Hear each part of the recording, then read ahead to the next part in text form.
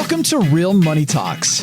Real strategies from the moneymakers and the world changers that you can use to make millions, keep those millions, multiply your wealth, and build your team. Here's your host, author of 5 New York Times bestsellers, money expert on Dr. Phil, CNN, CNBC, The Street TV, Fox News, and The View, Laurel Langmeyer. Hi, this is Laurel. Welcome back to Laurel's Real Money Talks. This is a podcast where we're talking about a variety of things in the umbrella of money. How do you make it? How do you keep it? How do you invest it? How do you use a team? And why you need a team in the area of money. So we go back and forth in these conversations, and today we're going to talk about making it and the real art of making it. Because, most of my clients will say, Laurel, I'm struggling with cash flow. And I said, what are you doing to sell? So we're going to talk about that great 4-letter word, sales today, and how all of you can take some of the tips that my extraordinary expert's going to tell you today and start making money today. So Kayvon Kay is with me. We actually, I don't think have formally met, but I've met you. We have had great conversations. You're a genius at high ticket closing, and I want you to share your background and knowledge. And the first question I got to start with is, how'd you become a good closer? I mean, so many people are scared to death of it. Yeah, again, thank you so much for having me here, Laurel. How I became a great closer, it's the one thing that most people don't want to do, and that's just experience and hard work. So I started closing, or let's just say sales. I always make the joke, I think I came selling out of my mother's womb. But at such a young age, I was written off by the school system, ADD, ADHD, told I was never good enough. So all my life, I was in kind of survival fight mode. And I always knew that I had something great, I had something special. I just didn't know what that was. And I always found myself, no matter what situation I was in, I always found myself selling. I was either selling myself to get out of trouble or selling myself to get the things I want.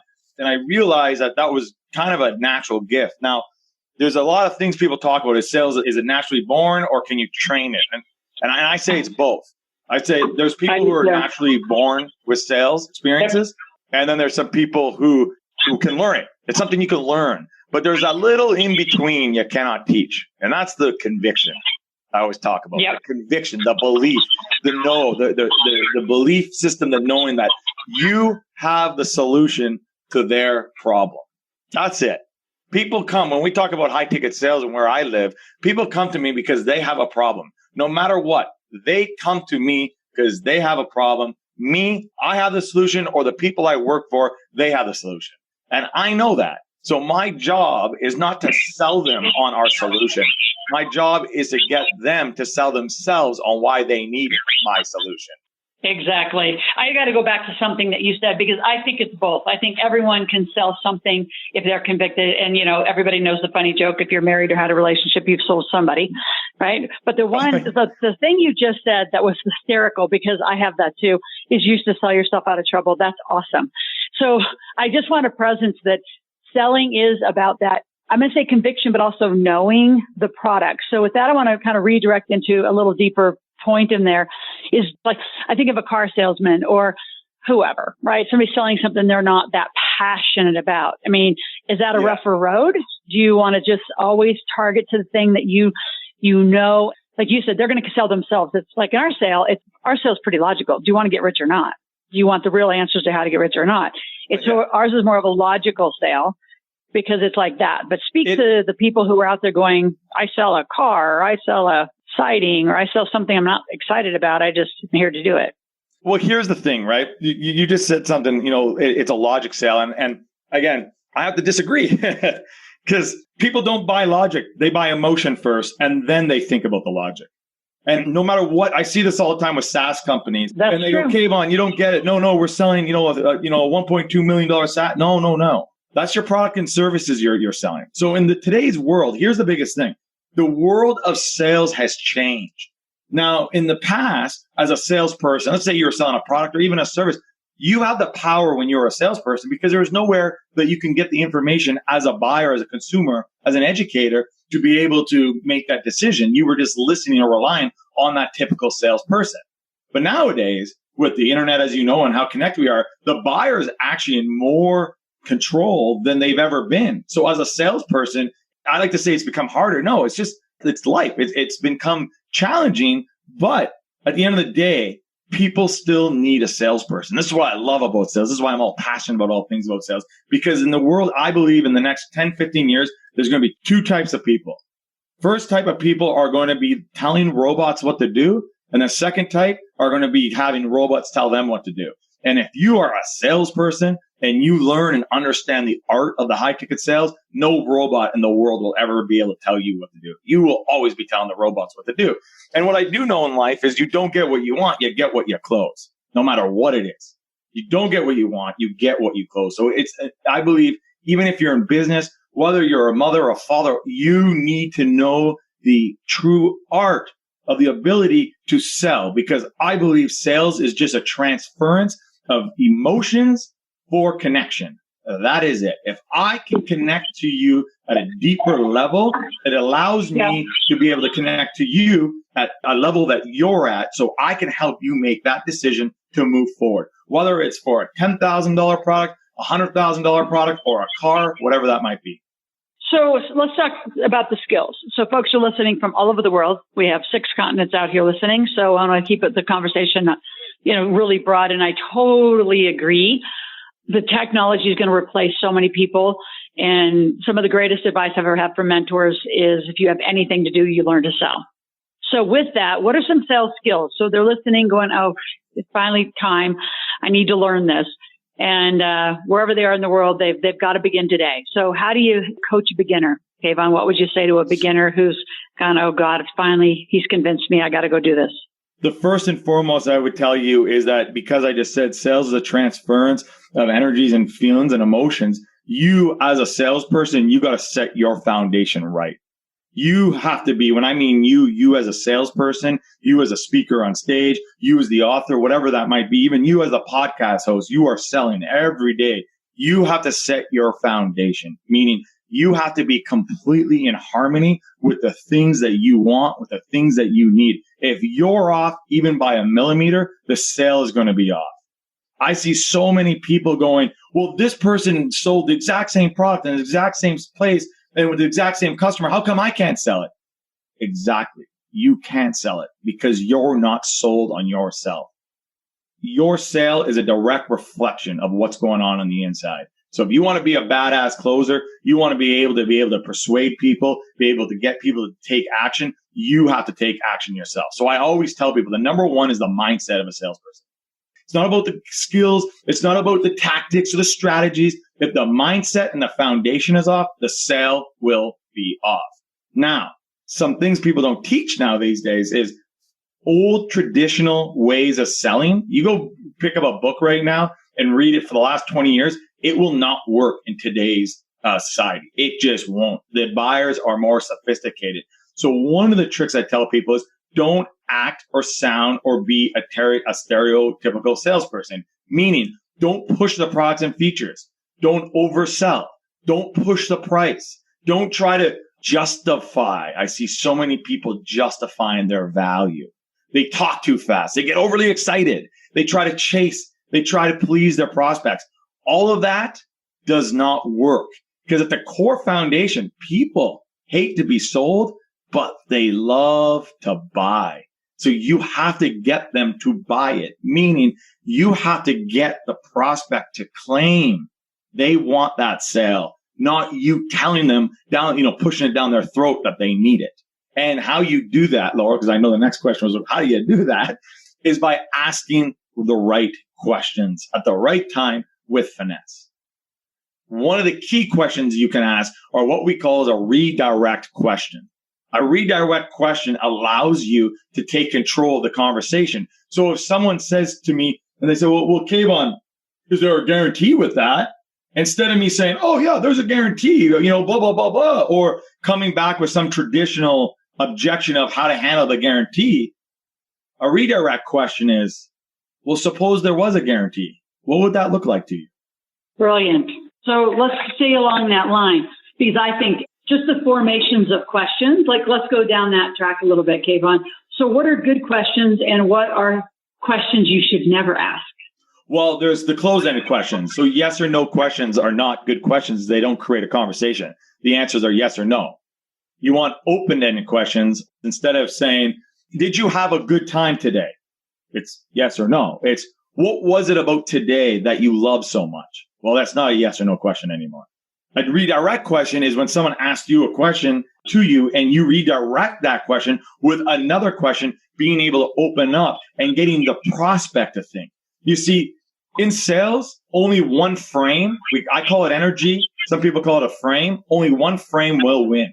It's either yours or them. You're either being closed on their ideas, on their energy, or they're closing you on their ideas and their energy. So as a salesperson, you got to hold your frame. What happens is a lot of traditional salespeople, they do all the speaking. In high ticket sales, it's 90% listening. It's 10% speaking. And the speaking is only asking questions. To get to what we call is the core pain. So there's 3 levels of pain any buyer has. There's a surface level pain. There's the financial level. And then what I call is the personal level. So Laura, let's use it in the business context. I'm an entrepreneur and sales aren't coming in and I just try to do a marketing campaign and it failed. So they're going to call out to someone to help them out. And the salesperson is going to talk about the marketing campaign. Well, that's surface level. That's not really what's going on. As a result of the marketing campaign not working, let's go deeper. You didn't generate the income or the financials to now pay the staff and or pay commissions and or pay the bills. It's a little deep there. But what if we even went one step deeper to that personal pain? How does it make you feel to be the owner or to be the entrepreneur of this company? You can't pay the bills. Your staff lost trust in you. Your campaign fell flat on its face. I mean, how are you sleeping at night? Where else is this affecting you and your business? Where is this holding you back? Did you ever think once in your life that you'd ever get to this point where you didn't have any control of the things around you? You think I can sell them there? There comes a point where, even with my kids, they're like, oh, Mom, would you please not ask the questions? Could you just tell us what to do? I mean, wouldn't you agree? You could disagree, but what I find is it's so deeply embedded in who you are and how you have a conversation. You almost get to the point you don't turn it on, turn it off. Would you agree with that? You just nailed it. There's no such thing as being half pregnant. There's no such thing as being half a business owner. You are or you're not. I don't wake up Monday morning and decide to put on my high ticket closing hat and then on Friday I take it off. No, I am it. I live it. I'm all things sales. I am constantly closing either myself, people around me. Again, a doctor doesn't wake up once they get their degree and say, oh, I'm not going to be a doctor today. You are or you're not. You cannot half-ass this stuff. You cannot half-ass being a salesperson or being a closer or being a business owner. You can't half-ass being a mother or a father. It just doesn't work. You have to be immersed in it. And that's why I said you have to believe in it. You have to have the conviction, the clarity, the certainty, what I call the 3 C's for a sale to happen. In order for a sale to happen is you got to have conviction, you have to have clarity, and you have to be absolutely certain on both sides of the game. The prospect needs to be absolutely certain that they know and they have the tenacity or the drive to do what you're offering. They have to have the clarity of knowing what they're going to get, and they got to have the conviction that they are capable of it and that you are capable of taking them there. And if I don't have conviction in what I'm selling, if I'm not clear in what I'm offering, and if I'm not certain it's the right fit, they will never buy it no matter what, no matter how great you think it is, no matter how well it's dressed up, what type of bow it has, it doesn't matter.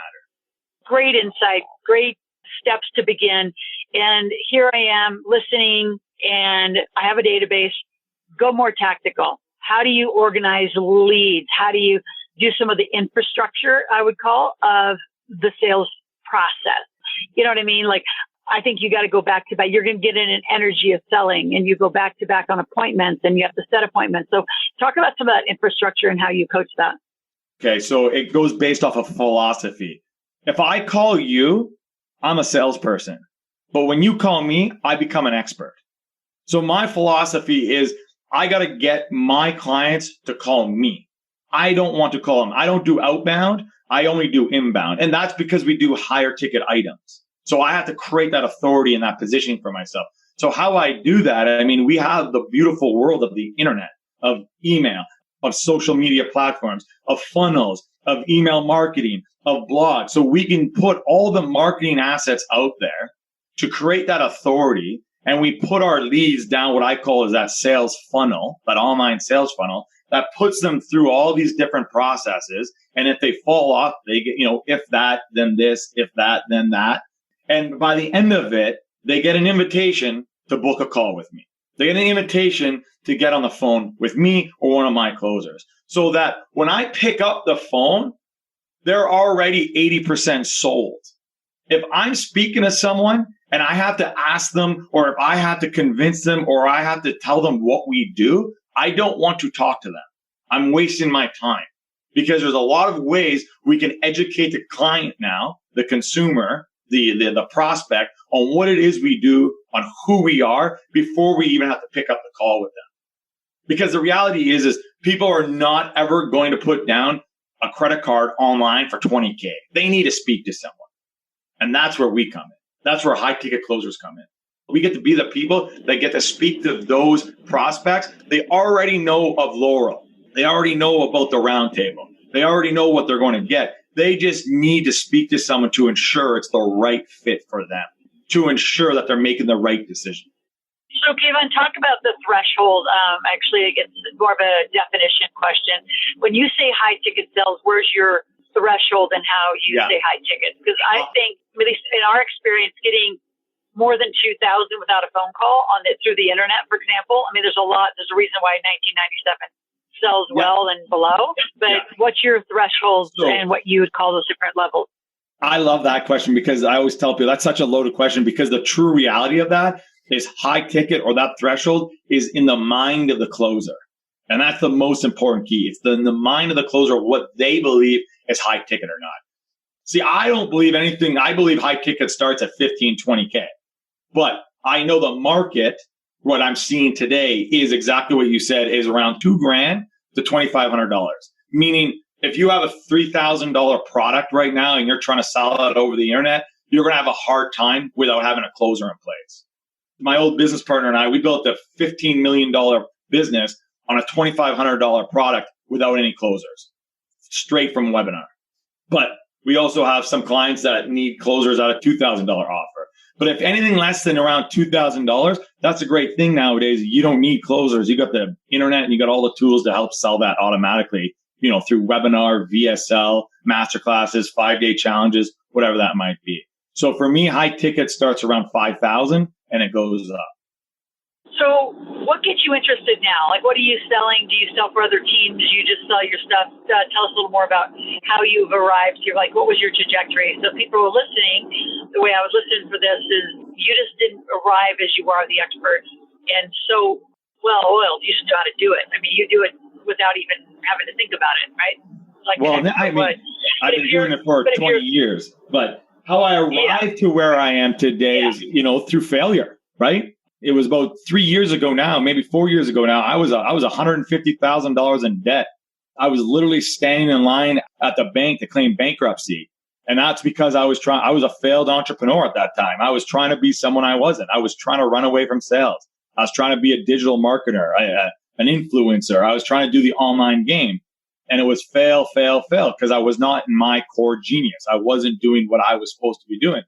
And instead of claiming bankruptcy, which I'm just maybe my tenacity or maybe my, bullheaded stubbornness, I refused. I walked out of that meeting that day, the line that day, and went back to the drawing board. I called some mentors, and one of them said, Kayvon, what do you think was going to happen? You're trying to be someone you're not. You are a salesperson. Go do sales. And at that point, you don't know what you don't know. I only knew corporate sales. I had left I was the number one pharmaceutical sales rep in the country for one of the largest pharmaceutical companies. And I hated corporate sales. I wanted nothing to do with it. So I only thought that was the only way to make money, or sell cars or boats. And I wasn't really into that. And when my mentor showed me this world of high ticket sales and showed me that people book on your calendar, I said, okay, what? They book on your calendar? He's like, yeah. And I'm like, and I just got to pick up the phone and close them on a $10,000, $15,000 deal and collect 20% commissions. He's like, yeah. I'm like, Are you serious? He's like, yeah. I was like, to me, it was like, that's like freaking finding kryptonite or what, like gold. So it wasn't less than 3 weeks I was making $25K. I went from being $150,000 in debt to earning $50,000 a month just because I learned this one skill. I mastered it. I really just took my years of sales.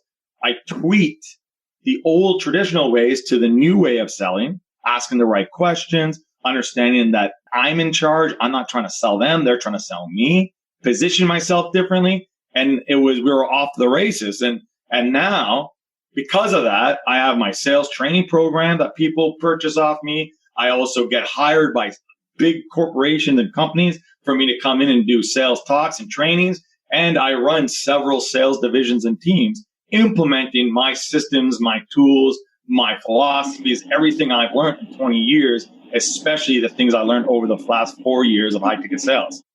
What do you think is the hardest part? What's the easiest? What's the hardest? That's an interesting question. The easiest, I think a lot of people, they make it all up. They make up. Like, I think if I could only do one thing all day, I'd sell. Whether it's negotiating a business deal, because I do a lot of what I guess Shark Tank, kind of stuff. That's still selling someone on somebody else's vision. It's selling somebody to invest. I love coaching, and I would sell before I coach. Like, I love it that much. But that's easy for me. That's easy for you. Yeah. So as you think about it, you're out here listening, what would you tell people about what's easier than they think, what's harder than they think? I got to modify my question. It's the same thing. The easiest thing is picking up that phone and dialing. The hardest thing is picking up that phone and dialing for people. So let me explain that. And you know that. Awesome. You laughed because you know that. Oh, I know. I know. It's the truth. It's so easy to pick that phone up and just hear a bunch of no's until you hear a yes. I mean, anybody can do it. Like right now, if you're in a position in your life where you're like, man, I need money, or hey, I need to bring in cash right away. There's only one way to bring in cash. Pick up that phone and start dialing. But it's the hardest thing for people. And that's why it goes so much deeper in sales. It's not about the piece of plastic or the phone. It's about the person you see in the mirror. And if you look in that mirror and you don't believe in what you offer, you don't believe you're worthy enough, or you're deserving enough, or you're capable enough, that phone will always feel and look like 1,000 pounds. And that's why I say the best salespeople aren't the ones that have the tricks, aren't the ones that necessarily have the experience, aren't the ones that know exactly what they're doing. The best salespeople are the ones that have this solid foundation. And every single day they have tenacity and they have this confidence that can withstand a bunch of no's and withstand judgment and withstand all the things that are going to come in your way to tell you not to do the one thing you need to do, which is to pick up that phone and dial. Plain and simple. I got to ask one question, just clarification, because you said, you get the phone to ring. We do too. When people say, do I have to cold call? Just because you pick up the phone and dial, and I want you to clarify that, that doesn't mean that the person hasn't dialed in before, because we're like 100% the same way. There's no one who would we go buy a list and we would cold call. Somehow they got to us through some funnel, some stage, something. So clarify those people who are scared to pick up the phone, and earlier you said you want the phone to ring to you. And then there's those days where you still got a warm lead, you got to pick up the phone and dial. Clarify that distinction. And it's funny you say that, because I know I have to clarify that, because people literally take things I say too literal, right? The ideal world and the philosophy is when they call you, you're an expert, you call them, you're a salesperson. Well, guess what? Your job is sales, baby. Sometimes you got to pick up that phone and you got to dial. So if the phones ain't ringing, you got to be dialing. Plain and simple. You just call your network. There is nobody, I always say, nobody in this world has a $50 problem, and nobody in this world doesn't know at least 50 people that have a freaking problem. Because everybody has a problem, and everybody's looking for a solution to that problem. Figure out the solution to that problem. Your income is in direct proportion. I think Jim Rohn said it. I never steal people's quotes. Your income and your wealth is in direct proportion of the problems you solve. Become a problem solver, close people on that problem, that solution, and you'll make a lot of money. So when it comes to, again, Laurel, you said, look at this. This is the problem.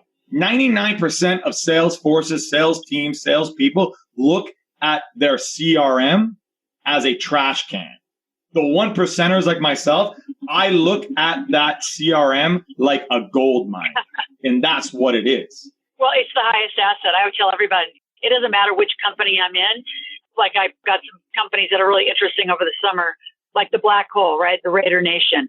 And there was no database, no true database. And I don't care what company, pizzeria.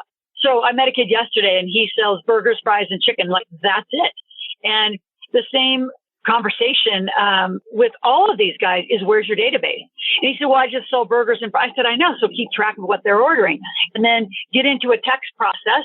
And if they're in a pattern of every Saturday, they come for a burger, fries, and 2, chickens, then document it. That's how I built pizzerias and flipped them for, 3 times the money.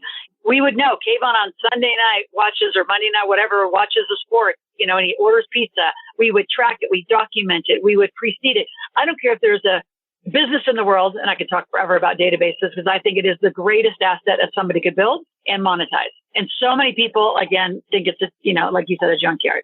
You're talking next level stuff, right? You're talking foresight, understanding who your prospects is, the buying behaviors. Yeah. So let me. I know we're coming to an end here. Yeah, I was going to say we got to go, and I'm going to have you on a whole. We should do like a whole month series, where we could file, and we just kind of capture the stages of what people have to go through to get really, really, really good. Yeah, absolutely.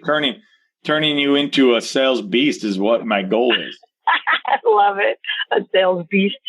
A sales beast. Okay, so leave us with a great insight. Okay, well, I love this. A great insight when it comes to sales? Yeah.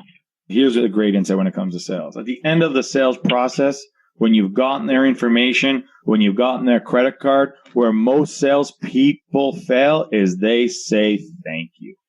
You never thank them for giving you their credit card. You don't go to the doctor and the doctor says, thank you for coming in. You congratulate them. Congratulations. I look forward to working with you. Congratulations on your new car. Congratulations on the new contract. I look forward to working with you. Never thank them. You don't thank them for giving you money. You got to hold the authority all the way through the entire process, even after you've gotten their credit card. And I'll leave one last little nugget that everybody loves. When you get off that phone with someone or you've done a really good job on the sales process, but you have that little feeling that they're probably going to call back in the next couple of days and say they want to cancel or refund. You have that problem. This is all you need to do. Hey, Laurel, just before we get off the phone here, I wanted to say again, congratulations, and we're looking forward to working with you. We'll get started next Tuesday. But you're not going to call me over the weekend and tell me you had a change of heart or a change of mind or the dog or something like that. You can't do this anymore, are you? Because if you are, let's just talk about that right now.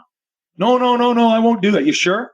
It's all good. I mean, if you feel like you're going to get off the phone and it's not the right fit, let's talk about that. No, I'm committed. And guess what happens, Laura? On the weekend when they want to call you and cancel, guess what they don't do? Exactly. Oh, that's really good. That's really good. So we got to roll. We will put in to our future calendar a series, which would be fun with you. And then, I'm just going to announce it out loud. And you haven't even said yes, but you will. That's my embedded, very strong sales skills, is to have you out to one of our big table event where, we bring in experts every once in a while just to really work through a series. And it'd be great for all of those that are becoming millionaires or they're becoming multimillionaires. And a lot of those, they're needing to learn. See, I think raising capital or talking about capital, like even just a real estate person who needs, a couple $100,000 from a hard money lender, they have to sell it. They've got to sell them. And they don't see that. So I want to frame a variety of business transactions and just keep pointing it back to, you have to have this skill to be successful. So I agree. I appreciate you being on. And all of you that are listening, again, we always send you to asklaurel.com. That's ASKLORAL. Go to asklaurel.com, put in your name, your phone number, your email, your request, and you say, I need a private session with Kayvon. We will send that on and become a great closer, like an expert closer. And you'll make money for the rest of your life if you know how to do it. So Kayvon, thank you. Thank you very much. I'm very happy to be here. And you just said it. If you learn this one skill, you'll never go poor ever again. So thank you for being on. And the rest of you, you've been listening to Laurel's Real Money Talks. And we'll be back next week. More on the series. Talk soon.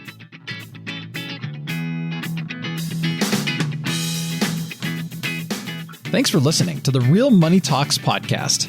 Your host has been Laurel Langmeyer, author of 5 New York Times bestsellers, money expert on Dr. Phil, CNN, CNBC, The Street TV, Fox News, and The View. Want to learn more about off-Wall Street investing, tax strategies, and multi-million-dollar business strategies? Visit liveoutloud.com/podcast for past episodes, show notes, and resources. For some special wealth-building gifts only for Laurel's podcast listeners, visit liveoutloud.com/podcast gifts. Do you have a burning question for Laurel? Visit asklaurel.com to submit your question, and it may just be covered on a podcast episode. So stay tuned and be sure to subscribe to get new episodes every week.